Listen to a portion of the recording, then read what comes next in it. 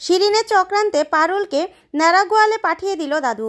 কষ্ট পেল রায়ান। হ্যাঁ বন্ধুরা, এমনটাই দেখা যাবে। তাই সম্পূর্ণ জানতে ভিডিওটিতে লাইক দিয়ে চ্যানেলটি সাবস্ক্রাইব করে দেখতে থাকুন। গল্পের শুরুতেই দেখা যাবে পারুল রায়ানের ফোন করা দেখেই চমকে যায় আর বলতে থাকে, কেন রে, তুই এখন আমাকে কেন ফোন করছিস দাদুল্লাতি? জানা, তোর ওই শিরিঙ্গের সঙ্গে কথা বল। আমাকে কেন ফোন করবি? তোর আমাকে ফোন করার কোনো দরকার নেই। এখন তোর মনে পড়েছে আমার কথা, তাই তো? না না, আমার কষ্ট হচ্ছে, অনেক কষ্ট হচ্ছে, আমি কিছুতেই তোর ফোন ধরবো না।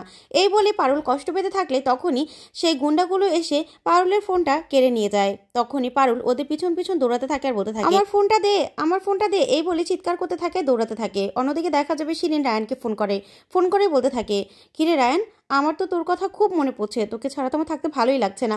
তোরও নিশ্চয়ই আমার কথা মনে পড়ছে। তখন রায়ান বলতে থাকে, না, আমি তো ওই পারুলকে বলতে পারছি না।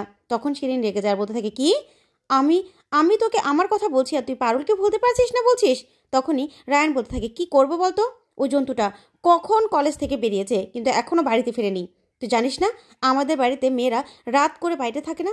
এখন ওই জন্তুটাকে আমি খুঁজছি, কোথাও তো পাচ্ছি না, বুঝতে পারছিস? তখনই শিরিন বলতে থাকে, কি বলছিস তুই এসব? সেই জন্য তুই আমার সঙ্গে এভাবে কথা বলছিস? তখন রায়ান বলতে থাকে, দেখ শিরিন, এখন না আমার খুব টেনশন মাথার মধ্যে, ওকে খুঁজে পেতে হবে, না হলে তো তুই জানিস সবাই আমাকে কথা শোনাবে। আর দাদু জানেও না যে এই কলেজে এরকম প্রোগ্রাম ছিল। আর আমি আর পারুল দুজনই যে এখনো বাইরে সেটাও জানে না। যদি ধরা পড়ে যায় না তাহলে কিন্তু খবর আছে, বুঝতে পেরেছিস? এই বলে শিরিনের ফোনটা রেখে দেয় রায়ান আর পারুলকে খুঁজতে থাকে। ওইদিকে দেখা যাবে পারুল গুন্ডাদের পিছন পিছন দৌড়াতে থাকে। হঠাৎ করে একটা নির্জন জায়গায় গিয়ে গুন্ডাগুলো বলতে থাকে, মোবাইল নেবে? এসো এসো এসো, চলো আমরা একটু ঘুরে আসি। তখনই পারুল চমকে যায়। তারপরে পারুলের ব্যাগ ধরে টানাটানি করলে পারুল নিজের ব্যাগ দিয়ে ইচ্ছে মতো মারতে থাকে ওদের। তখনই একটা গুন্ডা পড়ে যায়। তখন পারুল মোবাইলটা নিয়ে ছুটে সেখান থেকে পালাতে থাকে। তারপরে গুন্ডাগুলো আবার বাইক নিয়ে পারুলকে তাড়া করে। তারপরে দেখা যাবে পারুল পড়ে গেলে গুন্ডাগুলো বাইক থেকে নেমে পারুলের কাছে আসার চেষ্টা করে। তখনই পারুল বলতে থাকে, ছেড়ে দে আমাকে, ছেড়ে দে আমাকে। তখনই সেখানে রায়ান চলে আসে আর রায়ান এসে গুন্ডাগুলোকে ইচ্ছে মতো মারে আর পারুলও গুন্ডাগুলোকে মারে। তখনই গুন্ডাগুলো সেখান থেকে পালিয়ে যায়। তারপরেই রায়ান রেগে যায় পারুলের উপর আর বলতে থাকে, তুই এখানে কেন এসেছিস একা? কি করছিস তুই?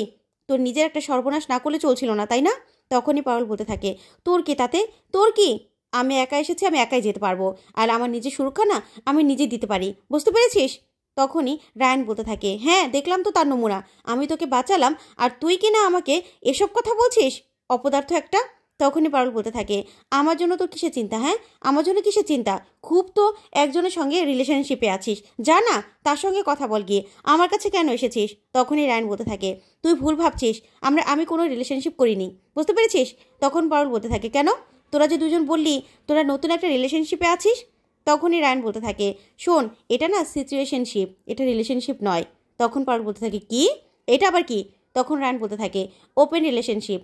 এখন আমরা দেখছি দুজন দুজনের সাথে মানিয়ে নিতে পারবো কিনা, দুজন দুজনকে ভালোবাসতে পারবো কিনা, সারাটা জীবন কাটাতে পারবো কিনা, বুঝতে পেরেছিস? এটাতে না কেউ কারো কাছে বাধা থাকবে না, কারো থেকে কেউ কিছু এক্সপেক্ট করবে না। তখন এই কথাতেই পারুল বলতে থাকে, 2-3টে ইংরেজি ছাড়া আর কিছু বুঝতে পারলাম না। কিসের সিচুয়েশনশিপ আর কিসের ওপেন রিলেশনশিপ বলতো? ভালোবাসা মানে একজন আরেকজনকে বিশ্বাস করা, আরেকজনের সঙ্গে সারা জীবন থাকার ভরসা করা, বুঝতে পেরেছিস? কী সব বলছিস তুই? তখনই রায়ান বলতে থাকে, শোন পারুল, দাদু জানতে পারলে না কি হবে তুই তো বুঝতে পারছিস। এত রাত করে বাইরে থাকা ঠিক হবে না, চল তাড়াতাড়ি চল। তখন পারুল বলতে থাকে, তাতে তোর কি? কেন তুই এসব কথা শোনাচ্ছিস আমাকে? কেন? আমি যাব না। আর তাছাড়া তার মানে কি? তুই আমাদের বিয়েটা মনে মনে মেনে নিয়েছিস, তাই তো? তার জন্য অন্য কাউকে মেনে নিতে পারছিস না জীবনে। তখনই রায়ান বলতে থাকে, তোকে এসব কথাটা বলাটাই ভুল হয়েছে। আমি ভাবলাম যে এসব কথা তোকে বলি তাহলে তুই অন্তত বুঝবি। আর শোন, বাড়িতে গিয়ে না কাউকে রিলেশনশিপের কথা বলবি না। আর আমি আমাদের বিয়েটা কোনোদিনও মানিও নি আর মানবো না, বুঝতে পেরেছিস? তোকে যেতে হবে না। এই বলে রায়ান মোটরসাইকেলে উঠে চলে যায়। তখন পারুল ওর পিছন পিছন দৌড়াতে থাকে। তারপরে দেখা যাবে বাড়িতে গেলেই দাদু রায়ান আর পারুলের উপর রেগে যায়। অন্যদিকে দেখা যাবে শিরিন রেগে বসে থাকে। তখনই সুস্মিতা ওরা বলতে থাকে, এই পারুল পারুল পারুল, এসব না আর ভালো লাগছে না। এই পারুলকে সারা জীবনের জন্য কেন বের করতে পারছিস না বলতো? তখন শিরিন বলতে থাকে, কি করব বলতো? তখনই শিরিন মনে মনে বলতে থাকে, না, কাউকে জানতে দিলে হবে না যে পারুল আর রায়ানের মধ্যে কি সম্পর্ক। ওই পারুলটা বারবার আমার আর রায়ানের মাঝখানে চলে আসছে, ওকে না সারা জীবনের জন্য এখান থেকে সরাতেই হবে। তখনই শিরিন বলতে থাকে, শোন, পারুলকে না ওদের মাঝখান থেকে সরাতেই হবে, কিন্তু ওকে কি করে সরাবো বলতো? একটা প্ল্যান কর। তখনই মধুরিমা বলতে থাকে, দেখ, প্ল্যান করি বা কি হবে? এখানে তো মেন গার্জিয়ান হলো রায়ানের দাদু। রায়ানের দাদু যে কঠিন, আর এরকম একটা গার্জিয়ান থাকলে না কেউ কিচ্ছু করতে পারবে না, কিচ্ছু না। ওই দাদুর ভরসা ভাঙলেই তাহলে যদি কিছু একটা হয়। তখনই শিরিনের মাথায় আইডিয়া চলে আসে। তখনই পারুলের সেই র্যাম শোয়ের ছবিগুলোর কথা মনে পড়ে যায় শিরিনের, আর বলতে থাকে, শোন, আমাদের এই প্রোগ্রামে কে যেন ফটোগ্রাফি করেছিল, তার ফোন নাম্বারটা তোর কাছে আছে? তখনই মধুমিতা বলতে থাকে, হ্যাঁ হ্যাঁ আছে তো। তখন শিরিন বলতে থাকে, এবার পেয়ে গেছি, ওই পারুলকে না সারা জীবনের জন্য ওই বাড়ি থেকে তাড়ানোর উপায় পেয়ে গেছি। এই বলে শিরিন হাসতে থাকে। অন্যদিকে দেখা যাবে দাদু পারুলকে বলতে থাকে, এখন কয়টা বাজে? এত রাত করে তুমি বাইরে থাকার সাহস পেলে কি করে? তুমি এই বাড়ির নিয়ম জানো না? জানো না তুমি? তুমি নাই জানতে পারো? আচ্ছা, তাহলে কারো থেকে জেনে নিতে পারতে, কারো থেকে জানা উচিত ছিল। কয়টা বাজে এখন? তখন পারুল বলতে থাকে, 10:40 দাদু। তখনই দাদু বলতে থাকে, এত রাত পর্যন্ত কেন বাইরে ছিলে? কেন বাইরে ছিলে? তখনই পিসিমণি বলতে থাকে, কলেজে একটা অনুষ্ঠান ছিল, তার জন্যই ওরা বাইরে ছিল। তখনই দাদু বলতে থাকে, বাবা, কলেজে অনুষ্ঠান? কলেজ থেকে অনুষ্ঠান করার জায়গা, আর অনুষ্ঠান করার জন্যই, তাই না? আর কিছু করার জন্য নয়। তখন এই কথাতেই সবাই অবাক হয়ে যায়। তারপরেই দাদু বলতে থাকে, আচ্ছা বড় খোকা, এই বাড়ির দুজন ছেলে 2 দিন ধরে বাইরে, তোমাদের কি কোনো কাণ্ডজ্ঞান আছে? আর ওরা কি করছে না করছে তার খেয়াল রেখেছো? তখনই রায়ানের বাবা বলতে থাকে, বাবা, আসলে রায়ান বলল যে ওখানে নাকি কড়া সিকিউরিটি, আর গেটটাও নাকি আটকে দেয় সময়ের মধ্যে, তাই আর কি আমরা কিছু বলিনি। তখন দাদু বলতে থাকে, চুপ করো তো। আর পারুল দিদি, তুই কি ভেবেছিস? তুই না অনেক দিন ধরে অনেক বেয়াদবি করছিস। আমি সব কিছু মেনে নিয়েছি, কিন্তু এত কিছু আর মানা যাবে না। আর শোন, বাড়ির ছেলেরা যদি নষ্ট হয়ে যায় না, তার জন্য দায়ী হবে তার বাবা মা, পিসিমণি, ঠাম্মি। কিন্তু তোর যদি কিছু হয় তার জন্য দায়ী থাকবো আমি, কারণ তোর একমাত্র গার্জিয়ান হলাম আমি। তাই তোর আমার কথা ভাবা উচিত ছিল পারুল দিদি, ভাবা উচিত ছিল। তখনই দেখা যাবে মৈনাক বলতে থাকে, দাদু, কলেজে তো ভ্যালেন্টাইন্স প্রোগ্রাম ছিল, আজ শুনলাম রায়ান নাকি পারুলকে। তখনই এই কথাতেই রায়ান বলতে থাকে, দাদা ভাই তুমি চুপ করবে? তারপরে দেখা যাবে দাদু বলতে থাকে, সবটাই না আমার কানে এসেছে। পারুল দিদি শোন, শহরের মেয়েদের ঝাঁকঝমক দেখে, শহরের প্রোগ্রামের ঝাঁকঝমক দেখে তুই নিজের লক্ষ্য থেকে কিন্তু পিছপা হতে পারবি না, কিছুতেই না। তুই আমাকে কি কথা দিয়েছিলি, তোর মনে আছে তো? তখনই পারুল দাদুকে দেওয়া কথাগুলো ভাবতে থাকে। আর তখন দাদু বলতে থাকে, তোকে লাস্ট বারের মতো আমি ওয়ার্নিং দিলাম, আর একবার সুযোগ আছে। তুই যদি তারপরেও কিছু করিস না, তাহলে তোকে যে আমি কি শাস্তি দেবো তুই ভাবতেও পারছিস না, বুঝতে পেরেছিস? এই লাস্ট বারের মতো তোকে ওয়ার্নিং দিলাম।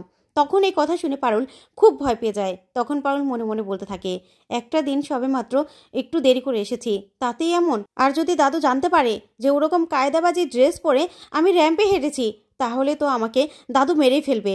না না, তুমি আবার এসব দাদুর কাছে কিছু ছল করে এনে দিও না তুমি। এই বলেই পারুল প্রার্থনা করতে থাকে। তারপরে দেখা যাবে সবাই যে যে জায়গায় গিয়ে শুয়ে পড়ে। তখন রাতে ঘুমোচ্ছে দাদু আর ঠাম্মি। তখনই নাড়ু এসে দরজা নক করতে থাকে। তারপরে দাদু দরজাটা খুললেই নাড়ু বলতে থাকে, দাদু, এই প্যাকেটটা আপনার জন্য একজন দিয়ে গেছে, আর বলেছে এটা নাকি খুবই কনফিডেন্সিয়াল, তাই আপনাকেই দিতে বলেছে। তখন দাদু বলতে থাকে, কি বলছিস তুই? ঠিক আছে, দিয়ে যা। তারপরে ঠাম্মি বলতে থাকে, কি গো এটার মধ্যে? তখন দাদু বলে, শুয়ে পড়ো তুমি, তোমাকে জানতে হবে না। তারপরে দাদু সেই প্যাকেটটা খুলে যখনই পারুলের সেই ছবিগুলো দেখে পুরো চমকে যায়। তারপরে এগুলো দেখে রেগে গিয়ে পারুলের বাবা মাকে ফোন করে সকালে আসতে বলে। তারপরে দেখা যাবে সকাল হলে পারুল রেডি হচ্ছে কলেজ যাওয়ার জন্য। তখন বৌমণি পারুলকে বলতে থাকে, পারুল চলো, দেখো কারা এসেছে। তারপর পারুল এসে নিজের বাবা মাকে দেখে চমকে যায়, বলতে থাকে, বাবা মা তোমরা আসবে, আমাকে বলোনি তো? তখনই পারুলের মা বলতে থাকে, জানি না, কাকাবাবু রাত্রে ফোন করে তোর বাবাকে বলেছে আজকে এখানে আসতে, কি বলবে জানি না। তখনই পারুল বলতে থাকে, কি বলবে জানো না? তখনই পারুলের মা বলতে থাকে, না। তখন পারুল অবাক হয়ে যায়। তারপর দেখা যাবে দাদু সবার সামনে বলতে থাকে, দেখো এই ছবিগুলো। তখন পারুলের মা আর বাবাকে সেই ছবিগুলো দেখালেই ওরা চমকে যায়। তখন দাদু বলতে থাকে, তোমার মেয়েকে আমার পক্ষে আর এখানে রাখা সম্ভব নয়, তোমরা বাড়িতে নিয়ে যাও। যা শুনে পারুল অবাক হয়ে তাকিয়ে থাকে, আর ওইদিকে রায়ান কষ্ট পেতে থাকে। তো বন্ধুরা, আজকের আপডেটটি কেমন লাগলো অবশ্যই কমেন্ট করে জানতে ভুলবে না। পরবর্তী আপডেট পেতে চ্যানেলটি সাবস্ক্রাইব করবে। ধন্যবাদ।